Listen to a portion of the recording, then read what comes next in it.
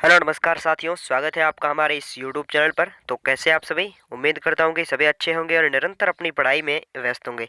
चलिए दोस्तों, शुरुआत करते हैं आज की अति महत्वपूर्ण क्लास की। और इससे पहले एक मोटिवेशन कोड जो आपको ऊर्जावान बनाएगा, आपके चेहरे पर मुस्कान को लेकर आएगा और माँ तेरे पसीने की हर बूंद को मोती से चमकाऊंगा तो सपने बड़े देखना, माँ अब की बार पूरा करके ये तेरा शेर शेरनी दिखलाएगा। तो सुनिए आज का मोटिवेशन कोड कि बारिश की बूंदें भले ही छोटी हो लेकिन उनका लगातार बरसना बड़ी नदियों के बहाव जैसा बन जाता है दोस्तों। वैसे ही हमारे छोटे छोटे प्रयास भी दोस्तों जिंदगी में बड़ा परिवर्तन ला सकते हैं।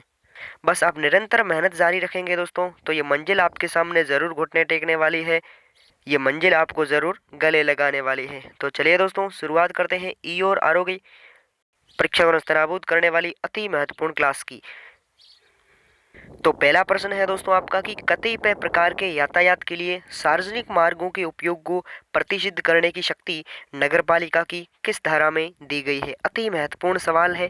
याद है दोस्तों आपको, धारा 252 में दी गई है, या दोस्तों धारा 250 में दी गई है, या धारा 251 में, या धारा 253 में। तो ऑप्शन नंबर ए छापना दोस्तों इसका एकदम करेक्ट आंसर हो जाएगा। यानी हम बात करें कि नगर पालिका लिखित में नोटिस द्वारा सार्वजनिक मार्ग या फिर है जो कि उसके किसी भाग में वाहनों के यातायात जो अस्थायी रूप से विनियमन कर सकेगी और किसी भी वाहन के आवागमन के प्रवेश या फिर हम कहें कि पूरे समय को विशिष्ट घंटों के लिए प्रतिबंध भी कर सकती है। ठीक है, आगे बढ़ते हैं। वहीं दोस्तों आपका अगला प्रश्न है कि नगर पालिका क्षेत्र में कतिपय प्रकार की खेती पर भी विशेष प्रतिबंध रहेगा। इसका उल्लेख किस धारा में शामिल है? जितने भी दोस्तों आपकी नगर पालिका अधिनियम से महत्वपूर्ण प्रश्न बने हैं वो हमने आपके लिए तैयार किए दोस्तों। नगर पालिका की स्थापना से लगाकर जितने भी नगर पालिका के कार्य हैं उनसे संबंधित हमने आपके लिए प्रश्न तैयार किए हैं। तो बताओ दोस्तों कि कतिपय प्रकार की खेती पर भी विशेष प्रतिबंध रहेगा नगरपालिका क्षेत्र में। इसका उल्लेख किस धारा में मिलता है? धारा 261 में, या दोस्तों धारा 262 में, या धारा 264 में, या धारा 265 में। तो ऑप्शन नंबर सी छापना दोस्तों इसका एकदम करेक्ट आंसर हो जाएगा। एक्चुअली में दोस्तों इसमें होता क्या है कि निदेशक चिकित्सा एवं स्वास्थ्य सेवा और मुख्य चिकित्सा एवं स्वास्थ्य अधिकारी ऐसी यदि रिपोर्ट देते हैं कि उक्त खेती या फिर खाद का प्रयोग जन स्वास्थ्य के लिए हानिकारक है तो है जो कि नगर पालिका राज्य सरकार से पूर्व अनुमति पर ऐसी खेती को प्रतिबंध कर सकती है।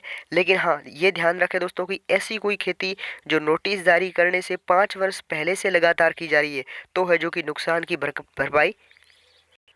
की भरपाई नगर पालिका निधि से की जाएगी। ठीक है, आगे बढ़ते हैं।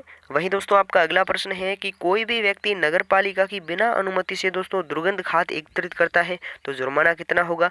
1,000 से 2,000 रुपये का होगा, या दोस्तों 500 से 1,000 रुपये के बीच में, या 200 से 400 रुपये के बीच में, या 800 से 1,200 रुपये। तो ऑप्शन नंबर ए छापना इसका एकदम करेक्ट आंसर हो जाएगा। और अगर आपसे पूछे दोस्तों कि इसका उल्लेख किस धारा में मिलता है तो छाप के रखिएगा दोस्तों। इसका उल्लेख है जो कि नगर पालिका की धारा 265 में मिलता है, तो इसे भी आपको नोट करना है। चलिए आगे बढ़ते हैं। वहीं दोस्तों आपका अगला प्रश्न है कि नगर पालिका क्षेत्र में शोभकारी खेल खेलने पर प्रतिबंध रहेगा और उनके विरुद्ध है जो कि जुर्माना भी वसूला जाएगा। तो इसका उल्लेख किस धारा में दिया गया है? बताओ दोस्तों, धारा 266 में दिया है, या दोस्तों धारा 264 में, या धारा 267 में, या धारा 268 में। तो ऑप्शन नंबर ए छापना दोस्तों इसका एकदम करेक्ट आंसर हो जाएगा। शोभकारी खेल कैसे? जैसे हम पतंग उड़ाना है, फटाके आदि चलाना, वहाँ से है जो कि गुजरने वाले लोगों या फिर पड़ोसियों के लिए खतरा उत्पन्न करता है तो है जो कि जुर्माना वसूला जाएगा 100 से 500 रुपये तक का। तो इसे भी आपको नोट करना है। चलिए आगे बढ़ते हैं। अगला है दोस्तों आपका कि नगर पालिका क्षेत्र में किसी भवन या व्यवसाय या विनिर्माण के प्रयोजन हेतु काम में ली गई भट्टी है या वाष्प इंजन से उत्पन्न धुएं को कम किया जाए अथवा नष्ट किया जाए। इसका उल्लेख किस धारा में मिलता है?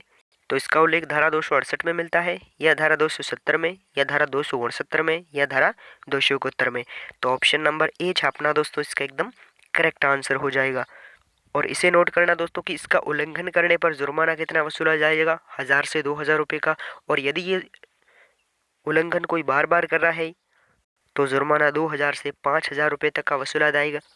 लेकिन दोस्तों इस चीज़ को नोट लगा कर लिखना है कि इस धारा के उपबंध में रेल पथ है, यातायात है और सड़क मरम्मत वाले इंजन पर यह है जो कि जुर्माने लागू नहीं होंगे।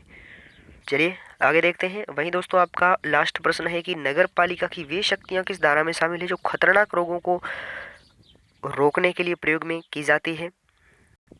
तो धारा 273 छापना दोस्तों इसका एकदम करेक्ट आंसर हो जाएगा।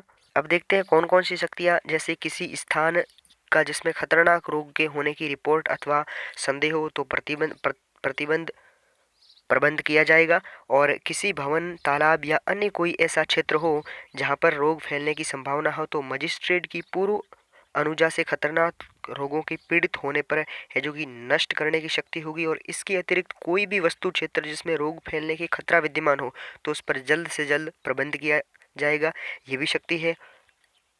और एक और छापना दोस्तों की खतरनाक रोगों से पीड़ित व्यक्तियों को निःशुल्क ले जाने के लिए उपयुक्त वाहनों की व्यवस्था करने तथा उनका संचालन करने की शक्ति भी है। ठीक है दोस्तों, तो ये होगी आज की हमारी क्लास। तो 2 दिन से थोड़ी तबीयत भी ठीक नहीं है, लेकिन दोस्तों आपके लिए क्लासें भी लाना ज़रूरी है रेगुलर। ठीक है दोस्तों, तो नगर पालिका अधिनियम की महत्वपूर्ण धाराओं से संबंधित यानी पार्ट बी से संबंधित हमारी थोड़ी ही क्लासें अब बची है, जल्द ही है, जो कि पार्ट बी हमारा 2 बार ख़त्म होने वाला है। फिर ऐसे कौन से टॉपिक रह जाएंगे जो आपको याद करने में थोड़े कठिन होंगे, उनसे संबंधित क्लासें शुरू करेंगे। और उसके बाद है जो कि आपके लिए मॉडल पेपर लाएंगे परीक्षा पैटर्न पर आधारित। ठीक है दोस्तों, ध्यान रखिएगा अपना, खुश रहिएगा, मस्त रहिएगा, सम्मान कीजिएगा अपने माँ बाप का, अपने बड़े बुजुर्गों का। मिलता हूँ अगली क्लास में, तब तक के लिए लगातार पढ़ते रहिए। धन्यवाद। जय हिंद।